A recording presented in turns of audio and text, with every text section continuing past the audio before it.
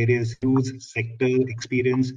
I mean, I was just trying to aggregate their experience, which runs up to close to about 100 years in various sectors of manufacturing, pharma, healthcare, and services industry, and legal services industry, etc. So a very distinguished panel who will share their experiences, and I urge all of you, either through a discussion button or through interaction, to ask all your questions. And fortunately, we have that much more time because we had planned out that we'll set up some introductions, which Kavya has kindly done. So we have that much more time left for us, a very interactive session for us to go forward, and this is a very contemporary topic. COVID or no COVID, ladies and gentlemen, what I've found out is life goes on, right? We sort of, we all in negotiations and due diligence in the past, we used to do a lot of physical meetings and physical due diligences, go into the client location and go through the reams and reams of documents. But then that was the era in which we've come from. It started gradually graduating to an era wherein there was an interplay of physical plus digitization. But then COVID intervened and changed the way we look at ourselves and the entire life as such. And to that effect, today, the physical meetings have reduced to almost zero, I dare say that. And we are now doing a lot of diligences and negotiations and other interactions as well, both meetings I'm told, and that too of listed companies over the enhancing or leveraging the digitization process as such. Now, so there is a famous adage, as they call it, right? I mean, life just goes on. Life just starts adjusting itself. We all adjust ourselves to the new normal in which we are doing, and that's a credence to us as a community, human community. And of course, I think hopefully we'll also try and meet up. In fact, we in the backstage we were discussing how we all can meet up once this sort of tames itself down in the next hopefully few weeks or few months. So with that background, I would invite my friends Samit, Saurmishta, Mini, and Navita to throw their experiences, to show their experiences in terms of the due diligence exercises, negotiations that they've been in, documentation, the procedural aspects of it, and there's what are the clauses they've been thinking along with their advisors, and why so, insofar as these transactions are concerned. To conclude that personally, I've been in the legal service industry. I've been mixture of industry background and legal service industry. And today, as we speak, we are doing a lot of diligences, at least a couple of them, more than a couple of them actually, diligences that we are doing. And everything is from home. I sit at home, I get served my coffee, tea, and I do my diligences and negotiations. But doesn't take away, in negotiations especially, doesn't take away that feel factor, good feel factor of meeting of one person, meeting one person, observing the body language, observing the tweaks and the turns of human dynamics, so to speak, which has a role to play insofar as negotiations is concerned. That sort of has got diluted in my personal experiences, but this is a forum for the four of them to speak and share their experiences. And with that, I'll quickly hand over the forum to each one of them to introduce themselves very quickly so that we can dive into the Q&As. Samit, you go first.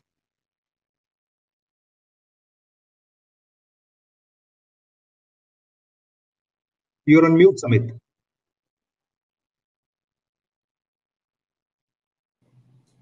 Yeah, good morning, everyone. My name is Samit Gambhir, and I work with DCM Shriram Limited as the Joint Vice President and Company Secretary, with almost more than 25 years of experience in legal compliances and corporate secretarial. And here I am from New Delhi. Saurmishta?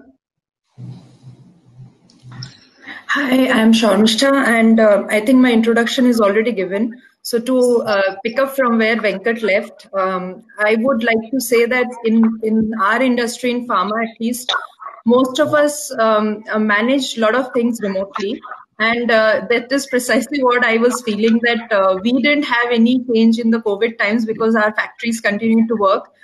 Even in lockdown, and there was no change. We continued to produce, and honestly, in our contracts, we can't build up those aspects about force majeure. We did try, So even in M&As, we didn't have too much of a change except for conserving cash. We announced that we will not do M&As, but right now we are evaluating plans. We are doing everything remotely. And in all these years, I had told my panelists, colleagues on the panel that we have done most of our transaction without having travel, much of a travel, at least by the legal team, it was next to nil. So it has not changed things for us, and we have tried to bank on the technologies available across the globe to do all these things, and it continues. Even as a listed entity, AGM, board meetings, everything we have continued to do on the digital platform. And we had to just figure out which digital platform is the safest, because which one has China Connect, which is not used in US, which is not used in Middle East. So we learned that factor in these times. So so that is how it has been. If I can just give a very brief glimpse about this. Thanks. Namita? Good morning, everybody. Like Sharmishta said, we are from healthcare industry, so the business continued as usual. We did not actually see the lockdown. The factories continued, the work continued, the supplies continued. We had different kind of things to do. Just to continue from the introduction that already Kavya has given about me, I have about 25 plus years of experience, not just with healthcare. Of course, the last decade has been with GE. I have worked with the sector in FMCG, telecom. So I've been with Marico, Pepsi, Ranbaxy in the past, and also with Bharti. Very glad to be part of this panel and would love to share my experiences and hear from each one of you on this panel today. Thank you. Thank you. I work for a law firm and I have about 22 years of experience working with law firms alone. And my experience with the COVID is that it hasn't really drastically changed the way we render services, except physical meetings have changed. Obviously, we are no longer able to have physical meetings and physical negotiations, particularly in M&A transactions. So where you have the advantage of judging the body language of the opposing counsel is no longer there. So that is one flaw that I see. But otherwise, we have been rendering services very efficiently. And, I think the government has done a fantastic job providing for shareholder meetings via video and board meetings via video. So it has been a smooth ride so far. Right. Thank you all. So just to proceed further, a lot of echo.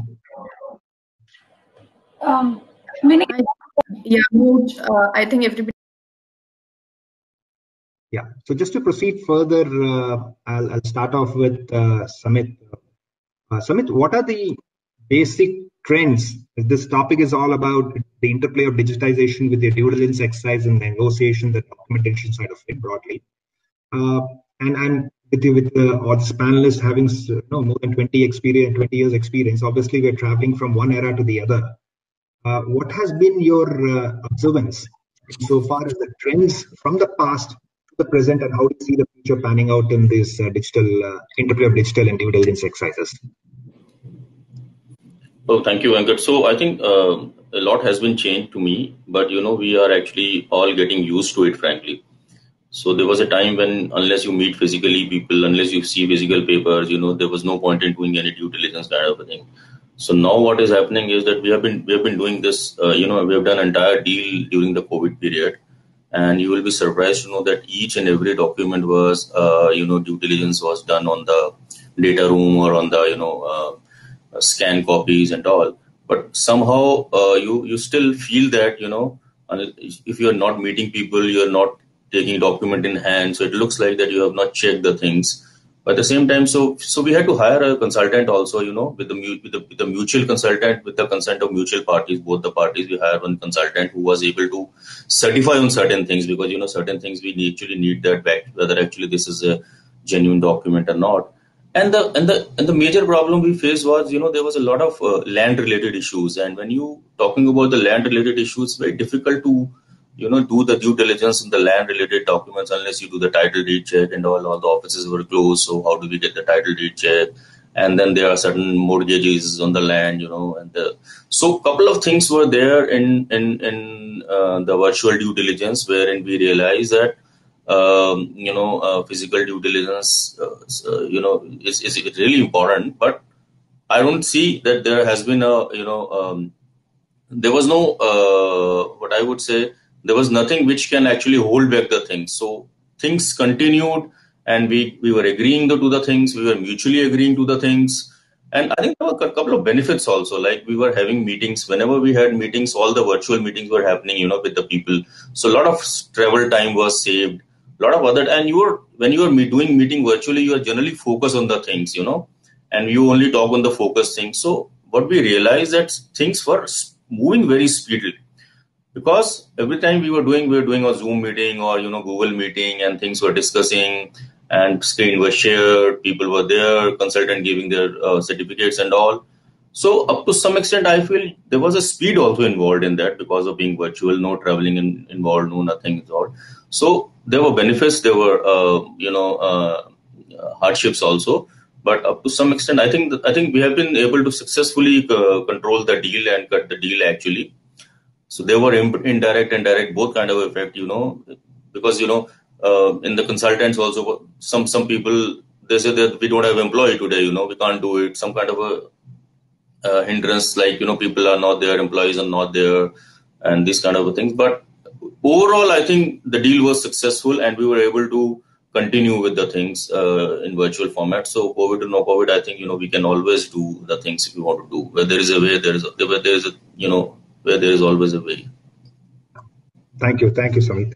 Interesting, very interesting that you said that the optimization of time is paramount in these Zoom calls. That was one of the most benefit, I would say, optimization of the time, as opposed to traveling to Mumbai or Delhi or wherever and losing time on travel time, etc. Navita, has that been the experience that you've been having? Because you, Swarnishta, have been doing some transactions of this nature around the clock, I believe. So is it the same experience that you carry?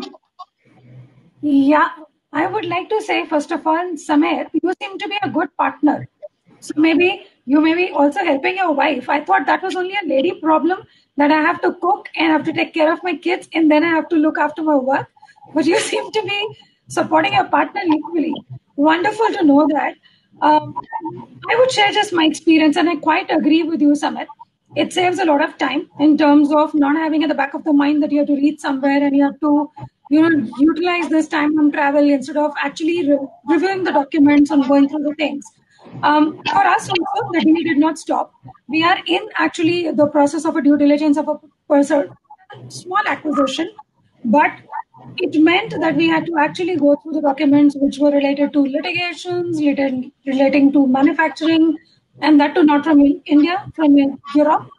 We created a tool which had a data room specifically where all the data can be uploaded and it can be viewed by the law firms, by the seller, by the buyer. But before we got into that, you're so right.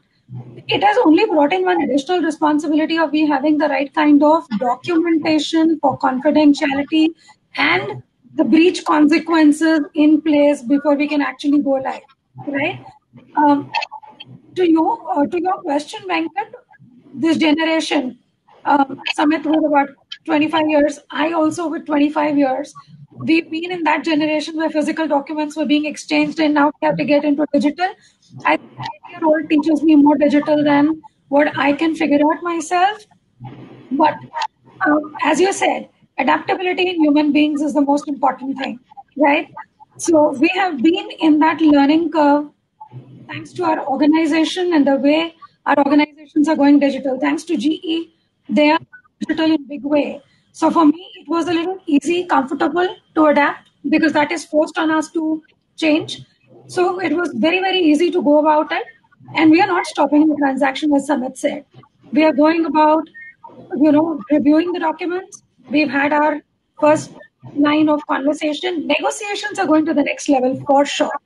Because with the digital documentation in place, the reps and warranties and the breach consequences are way more stringent. There are new clauses that are getting added because we really need to protect ourselves from anything that can go wrong, right? Let's say a fake license is given to me. Let's say a fake approval from a manufacturer is given to me. How do I mitigate that?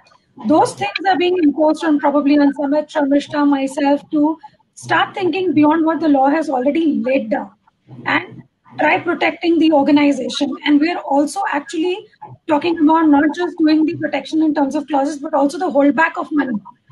Till the actual documentations come into place, the certifications from the appropriate auditors are handed over to us, and only then that money will be given after 6 months, 8 months, or a year. So there is a holdback clause also, which the sellers are now agreeing because they know that situation is difficult. So yes, new experiences, business is going on, but I think we need to pivot more beyond the law today in order to go ahead, mitigate the risk, and support our businesses. The way Samit and Sharmishta also may be doing it. I would hand over to them to share their. Sure. Thanks, Navita. Vinny, you in your capacity as an advisor, how have you been treating these online documents and the evolution of it? I mean, how do you treat it and how do you advise your clients? It, from confidentiality perspective, it is very, very important that none of our, today we are all on virtual basis. Everybody is geographically, spaced out, right? I mean, each one of us in various cities. And so how do you ensure as an advisor to your clients, the confidentiality aspect of this evolutionary process by you and your team itself? We have standard confidentiality and NDA documentation signed before we even talk further to the client. So, like Namita said, some of these clauses, and we have to go beyond what is traditionally an agreement and look at its implications. So traditionally, we would just have a confidential. We would be protected by as lawyers, we are bound by the Indian Evidence Act for confidentiality of our clients' information. But now we have to go further, ensure all confidentiality agreements are signed. Everybody signs NDAs before they actually enter the data room, before they actually start talking to one another. And the scope of these confidentiality agreements have to extend to employees, agents, contractors, anyone who has access to these documents. So it has become, like Navita said, going beyond just what the law provides now.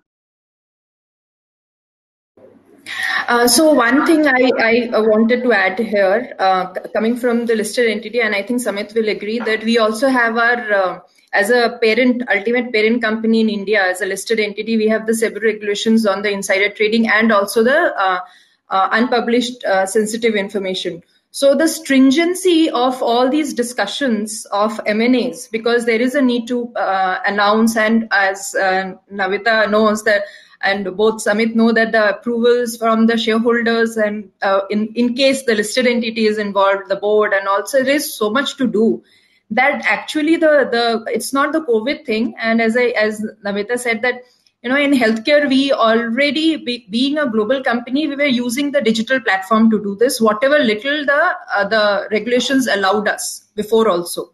For the approval process, the document signing, I mean, to be very honest, today the DocuSign and all these documentation is helping. And another aspect is the compliance tools and all have anyways the digitized formation of most of the approvals and all, right? And if you see the data rooms, who has access, confidentiality wise, besides the agreements, who has access, who's downloaded, so all that is recorded, correct? So the trail is very strong. So so if you can save the travel time and staying in hotels and all that stress which comes along with it, that you have to catch the flight on time, you have to organize. If that is saved up today, I think we are in a different way of cost cutting also, because if we are not traveling, we are saving time. It's a different way of working from now onwards.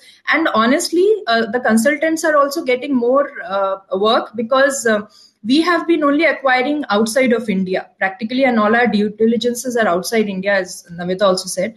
The fact remains that we will hire local consultants then. whether it is for environmental factors, coming from regulated sector means that our plants and all that gets inspected so well, all the plants. So if you know about when the inspection took place, what the regulators said, and it's all in the public domain with those regulators to a great extent, there are multiple means of dealing with these things nowadays. On the information, and consultants are also specialized and they are available. We just need to know how to do it instead of thinking everything as physical, because again, same with more than 20 years of experience. I mean, I think I'm also hitting the 25-year bracket, which I wouldn't have liked to declare. But the fact remains the same, that we are also learning to pivot with the times. And this is what we have to do. The youngsters are coming with the knowledge and the experience and the tech and all that info. I guess we all have to move accordingly. There is no other choice left, and COVID has taught us that. That's precisely it. So one thing that's coming out, if I may ask, Mr. to all of you, in fact, do you see, because all five of us at least, I can work for that. We are used to reading physical documents and highlighting with highlighters, etc., and then go and discuss with the clients, right, or the counterparties. But today we cannot do that. We of course highlight it to whatever extent of the digital format that we do that. But do you see a compromise in your own reading, in your team's reading, or a consultant's reading, which may have an effect? And that's where it tags along to what Navita has said about the reps and warranties.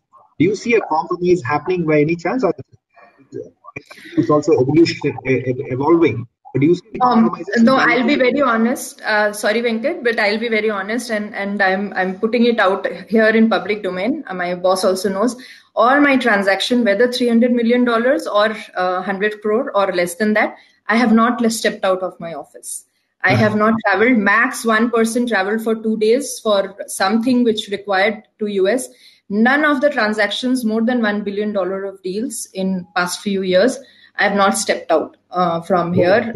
Whether international arbitrations, everything sitting at my desk or at my home. And hundreds of pages of documentation.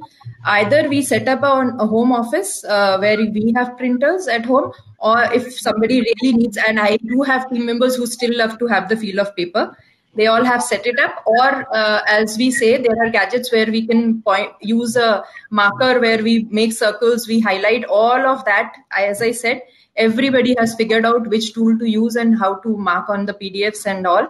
And formats are also coming in place where consultants, and we have consultants here and all, they all are coming up with new tools, and every day there is a new tool which is coming into picture. People are figuring things out, right? So it's just that we need to be open to that change. And the physical highlighter is there. Of course, I have tons of them with me, the whole team. But if they are not there, we all have figured out that how we can digitally highlight on the documents. Because even the regulators are shifting to digital platform, and Navita is here because if you ask me, US is the biggest kind of customer for most of the healthcare in India, right? All the drug manufacturers, pharma companies, and they also are working on digitized platform, and they are taking every document in a digital format. They have changed the way they are working, correct? So if we also, if the regulator is changing, even SEBI and everybody has changed, correct, today. And all our deals go through the same digitized platform. So our independent directors are working on digitized platforms, and they are. So you don't see from your perspective, Sonasha, you're not seeing any challenge per se. Not at all. Not at all. I mean, COVID time only gave a different perspective on, as correctly pointed out by everyone, that if you need a physical aspect of it, a plant, or as Samit was saying, the land and all, how do you figure out at that place is somebody available? So actually, consultants from small towns can also get jobs. Yeah. That is what is turning out to be.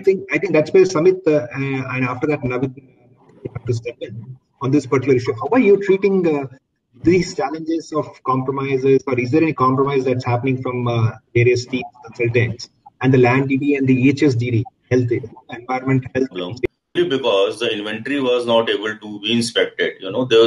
So this was, perishable things, for example, and everything was dependent how much inventory we had, and the valuation was based on, a hell lot of inventory was there. Now the issue was that how do we inspect the inventory and how do we value the inventory, because as the day goes by, the perishable thing is getting deteriorated. So these kind of problems were absolutely were there. And then we hired a local guy there in that particular country who clicked all the pictures, made the videos. Then, somebody was there to inspect the things. He given us a certificate.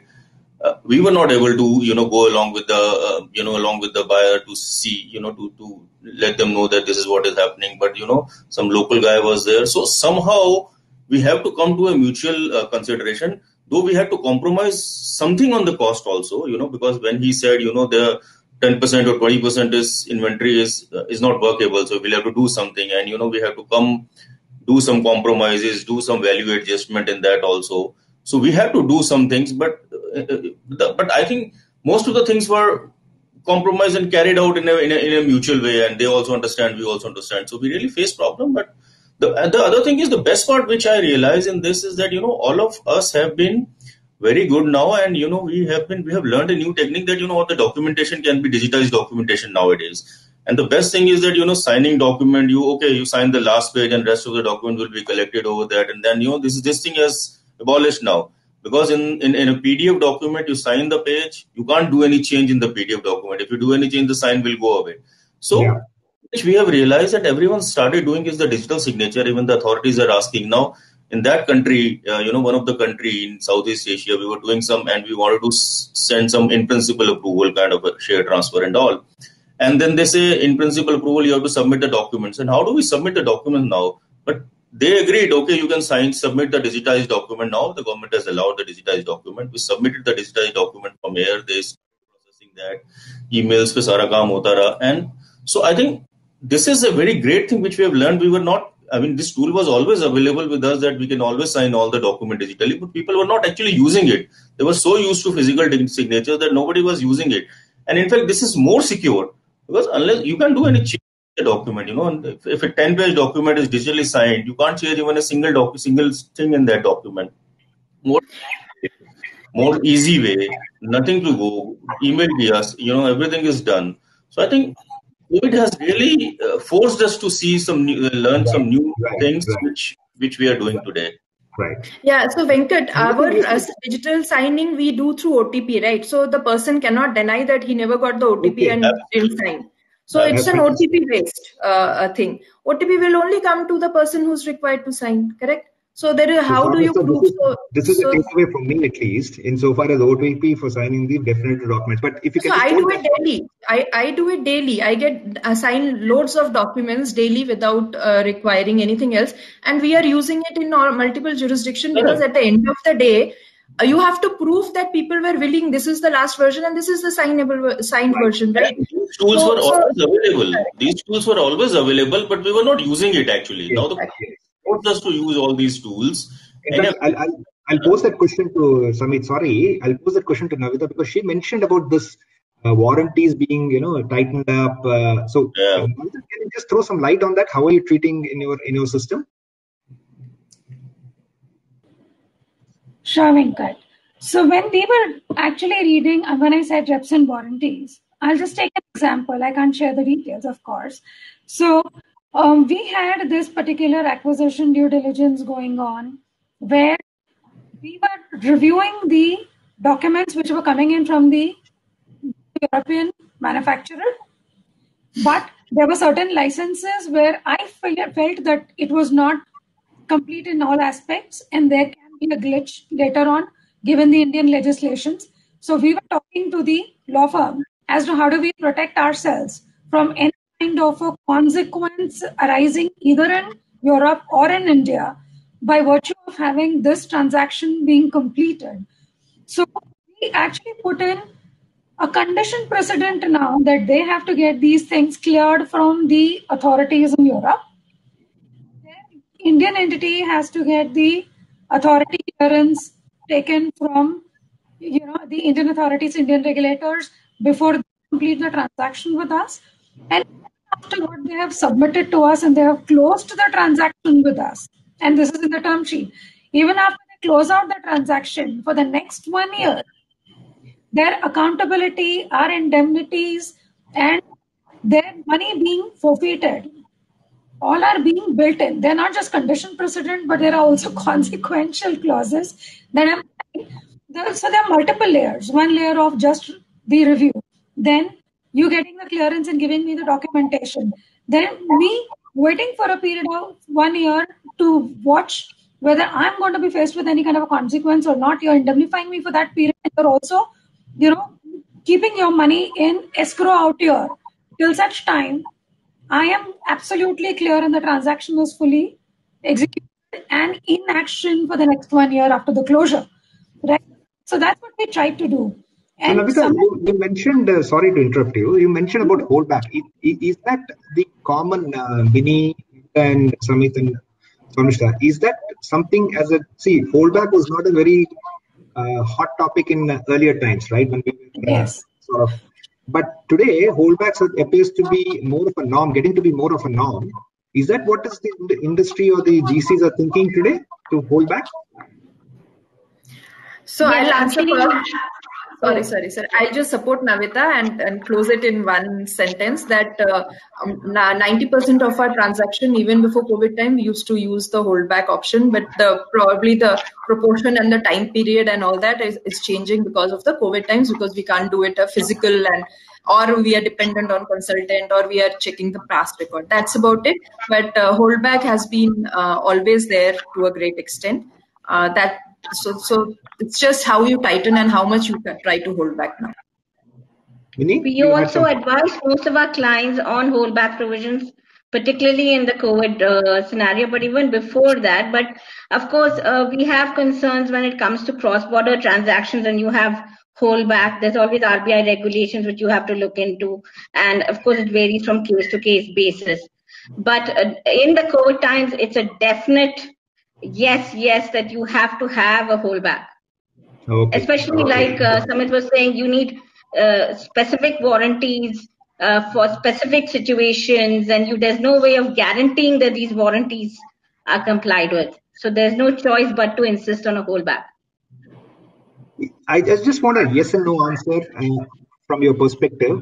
Do you actually feel during the diligence process in these COVID times and digital era that there could be just a feeling that there could be a document which may not be authenticated document? Have you come across those kind of experiences? Just for the audience to just briefed about what are the downsides of a digital era. No, not us at all. I haven't experienced, but we never know. We'll have. Yes, we actually take a representation from the client. I'm sure you would be familiar with that. A representation saying all the documents we're giving you is original and authentic. So that is the protection that we take. Right. No, so in the case of Venkat, say for example, a share certificate. In the case of share certificate, which was, everything was included in that, this was a major document. So we had to say, no, this share certificate I need to see physically in any case, no compromise on that. So there are instances wherein somehow we have to see that, because I cannot rely on that unless, even if somebody's saying that, but I really can't rely on that. So there are certain instances like this. I think we have a hard stop at 10:40 I'll leave the forum open for 5 minutes for the audience to interact with you. So we have 3 more minutes to interact, and in those 3 moments, I'd like to ask you one question, which we are coming across one way or the other, is the extension of long stop dates because of COVID times. Land DD, for instance, Samit, that you mentioned, EHS that Sonishta mentioned, and when we're having an offline call. So I wanted to understand, is there extensions of long stop dates that's happening on a fairly regular basis, and do you have any experience of valuations being spoken of after the expiry of long stop dates? Once again, valuation being revisited. Sorry. So in our case, being pharma, because Samit will have more problem being pharma, and I stand corrected. Generally, if I take a plant, then there is not much, because EHS and all that has to be very stringent in the pharma sector. We have long stop, and if everybody knows Strides, at least I can go back to the Agila deal which happened before me for $1.75 billion. their long stop date was a decade almost, right? So so which got over just about few months ago and all that. So for almost everything. So if you because it was a global deal and there were plants everywhere. So coming from that perspective, and since even now we are buying plants across the globe, and in Europe and every place, there is a need, and it all figures out if we see the track record of the plant, because it is all in public domain. All the 483s, every aspect of these pharma plants are put up in the public domain, and they are announced by the companies or by the authorities on their websites. So you can figure things out much faster. But on the IP part, because pharma has molecules, those are mostly handled remotely because those are documentation. Those you can't go and kind of, experiment it out, and you can't do that, which takes years to experiment. So it's a little bit of a different, and you practically depend on the documentation a lot besides your own and the consultants a lot, because each one is very specialized. So we have these things depending on the situation and the product which we are looking at. Thanks, Sharmishta. Navita, do you had any experience on this long stop date? We have a minute before we open the forum.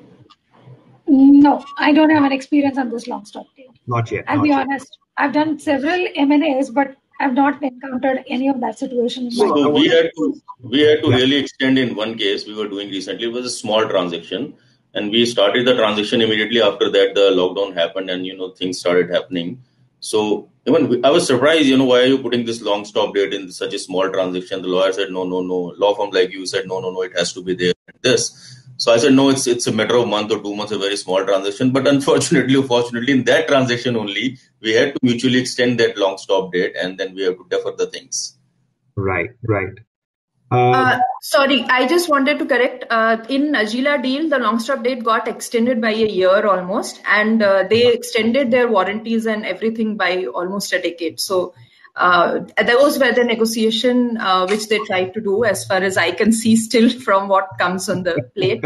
And it keeps getting extended when situations come up. So the way I think consultants work, and because I have the consultants here, and is that I'm learning that whether the transaction gets over long time back, but things keep coming out of that same contract every year, and there are ways and means for the consultants to work. Right. Thanks, Sharmishta. In fact, I must thank all of you. I leave the forum for the audience to interact with you.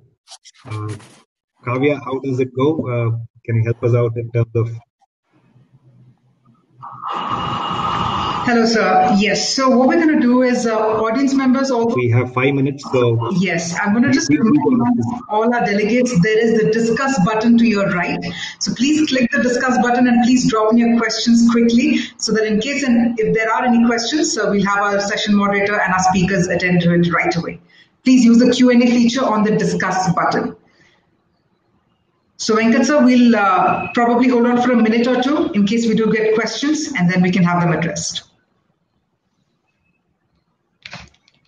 I think while the discussions are going to be on, do you, Navita, you mentioned something about the procedural aspects of your transactions. It was a very interesting conversation that you and I were having with the team. Can you just tell the forum what exactly the challenges you faced and how you circumvented those challenges? Sure. So I'll keep it brief, given the paucity of time. We were actually doing a divestiture on life sciences, which is now concluded. And that happened exactly at the time, in the first week of April, when the lockdown happened, which meant we had to do all our transactions, with several entities in US, in India, and, multiple entities being involved, and the entire entity going as a going concern, right? So we needed several board meetings, we needed ROC filings, we needed board consents and board approvals. Like everybody of you are well experienced in it. It being a financial transaction, any acquisition merger has to be approved by the board. And in this particular situation, we were like looking at a closing, which was on US time. And we had the money that had to exchange hands from US to India by the closure of a certain date. We needed board approvals, and we were not aware, it was not possible for anybody of us to do a physical board meeting. But the notification from the MCA came really handy, where they allowed the video recordings of the board meetings and allowing financial transactions and financial closures also, with the virtual meetings taking place. We actually stepped up, had to pivot, do our global board meeting virtually, do our India board meeting virtually, do the ROC filings. Fortunately, everything is online these days. Of course, we encountered certain glitches with the government link on that day, but fortunately it got resolved in half a day's time. We could upload all our documents. And of course, like Samit said, we already knew digital signatures are available, but we were all hesitant. And at times, there are certain board members also who are like old school. They would prefer having the physical document and the wet ink actually being applied, So we had those kind of situations. But fortunately for me, my directors also, cooperated, and we could do all the transaction. Yeah, you were saying something, Saman? You're on mute.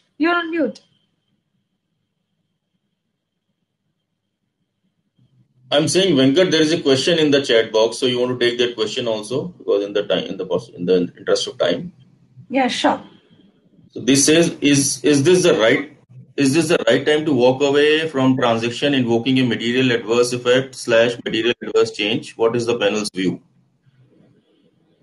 I would say yes or no, depending on what sort of organization you're acquiring and what is the risk factors that you actually encounter in your due diligence. Maybe it is a good time because you may be getting it a better deal, because people may be giving up their organization in these hard times and you may probably benefit financially. And if it is a huge risk and people are trying to dump it in the market, it is up to you as a legal counsel or the general counsel to do the risk due diligence and figure out where do they stand in terms of their financial standings, their litigations, their licensing, what is the market reputation, what are the banks certifying them as, and then take a call. It's a yes or no. It depends from case to case. That's my personal view, but I leave it to the rest of my panel colleagues to share their. Venkat, you are on mute.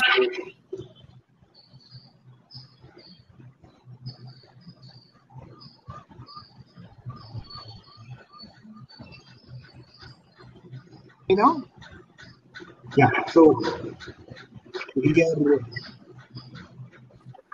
run out of time. Panel friends, I just wanted to just quickly sum it up in terms of you are optimistic of the evolution of the interplay of digitization in your diligence exercise and negotiations. Yes or no? All of you. One by the end of the session. 100% yes. Prefer to these manner of working things and avoid as much travel as possible and save life. Simple. I get Sameer's thumbs up. I agree. Also bring in artificial intelligence to help us do the that is for the next session, hopefully. Thank you, Mini, Swarmishta and Sameer, and Kavya. Splendid. Thank you for hosting all that. Thank you. Thanks, Venkat. Thank you. Thanks everybody on the panel. Thank you, everyone, indeed. Thank